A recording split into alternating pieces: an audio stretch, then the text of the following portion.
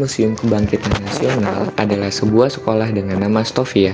Stovia adalah sebuah sekolah kedokteran yang masih berkembang dengan nama Sekolah Dokter Jawa dan didirikan pada tahun 1851 di sebuah rumah sakit militer Weltevreden atau saat ini diberi nama dengan Rumah Sakit Pusat Angkatan Darat Gatot Subroto. Seluruh staf maupun dosen dari perguruan tinggi tersebut adalah seorang dokter yang berasal dari rumah sakit yang sama. Lalu, aktivitas belajar mengajar serta kegiatan sekolah dipindahkan di samping rumah sakit militer atas prakarsa dari H.F. Roll, direktur dari Stovia. Gedung Museum Kebangkitan Nasional memiliki arsitektur Neo-Renaissance yang dirancang sekaligus dibangun oleh Tentara Zeni Angkatan Darat Hindia Belanda sekitar tahun 1899. Pengunjung museum juga akan melihat beberapa koleksi di dalam museum dengan total 2042 bangunan replikasi, jam dinding, mebel, perlengkapan kesehatan, gantungan lonceng, pakaian, foto, senjata, lukisan, patung, dan miniatur serta peta.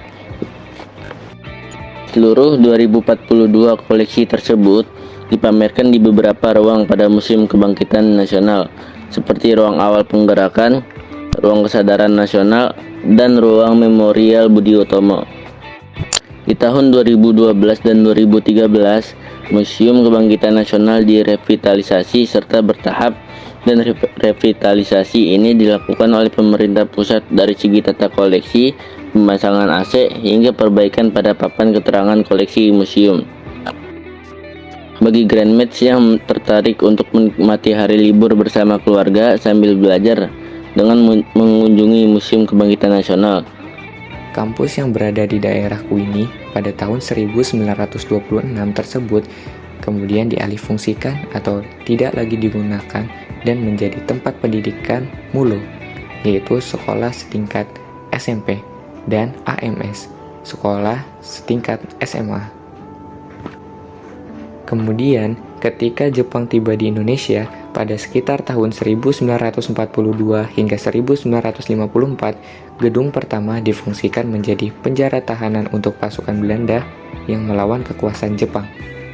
Pada masa kemerdekaan Indonesia, yaitu pada tahun 1945 hingga 1973, gedung tersebut kemudian ditempati oleh keluarga dari tentara Belanda serta orang-orang Ambon.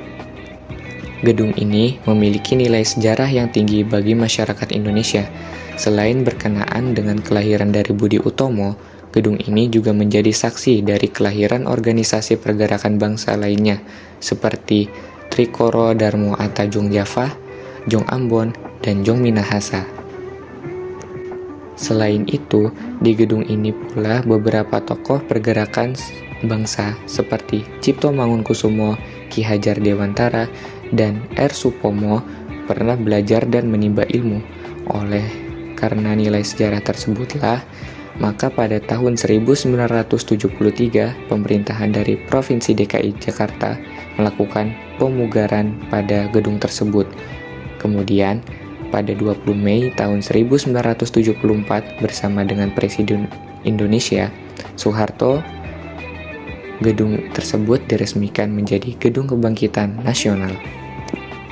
Bagi yang belum tahu, Gedung Kebangkitan Nasional memiliki 4 kompleks gedung dengan bentuk segi 4, dan keempat kompleks tersebut dijadikan tempat museum, diantaranya adalah Museum Budi Utomo, Museum Pers, Museum Wanita, dan Museum Kesehatan. Hingga pada 7 Februari tahun 1984, kompleks tersebut menjadi Museum Kebangkitan Nasional. Sementara itu, keluarga dari Ambon yang sebelumnya menempati gedung tersebut dipindahkan ke perumahan di Cengkareng, Jakarta. Museum ini kemudian ditetapkan sebagai benda cagar budaya, sehingga gedung ini harus tetap dilestarikan, tidak boleh dirombak, serta harus dipelihara untuk mempertahankan nilai-nilai sejarah yang terkandung di dalamnya. Ada beberapa peristiwa bersejarah di Gedung Kebangkitan Nasional ini. Beberapa di antaranya adalah sebagai berikut. Yang pertama, Pada akhir tahun 1907, terjadi sebuah pertemuan antara Dr. Wahidin Sudirohusodo dengan R. Sutomo dan M. Suraji. Yang kedua, pada 20 Mei 1908, perkumpulan Budi Utomo didirikan oleh para pelajar distofia di bawah pimpinan dari R. Sutomo. Kedokteran Stovia, School zur Opleiding van Inlandse Artsen, yaitu Sekolah Kedokteran Bumi Putra. Awal berdirinya pendidikan kedokteran di Indonesia ini ada kaitannya dengan pemberantasan berbagai penyakit menular, tipes, kolera, disentri, dan lain-lain yang tersebar di daerah Banyumas dan Purwokerto pada 1847. Wabah penyakit tersebut tidak dapat diberantas oleh tenaga medis pemerintahan Hindia Belanda yang jumlahnya terbatas. Begitu juga dengan cara pengobatan yang telah ada pada waktu itu, tradisional. Pengetahuan masyarakat pribumi tentang pengobatan dan kedokteran di masa itu sangatlah minim. Mereka hanya berharap kepada para dukun yang saat itu mereka percayai akan mampu menyembuhkan semua jenis penyakit yang mereka derita. Dari kami di Museum Kebangkitan Nasional, terima kasih. Assalamualaikum warahmatullahi wabarakatuh.